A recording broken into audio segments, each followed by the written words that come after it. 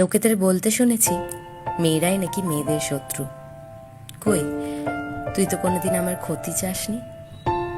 লোকেদের দেখেছি সামনে মিষ্টি কথা বলে পিছনে বদনাম করতে। কই, তুই তো আমার ভালো কথাগুলো আমার সামনে কোনোদিনও বলিসনি। ছোট থেকে ছোট দরকারে, বড় থেকে বড় বিপদে জানি তুই কনস্ট্যান্ট। তুই যতই জ্বালাস, কথা শোনাস, অভিমান দেখাস না কেন, জানবি একটা মেয়ে তোর পিছন কোনোদিন ছাড়বে না, তোর পাশেই থাকবে। কারণ তোর আর আমার বন্ধুত্বটা এইরকমই। চল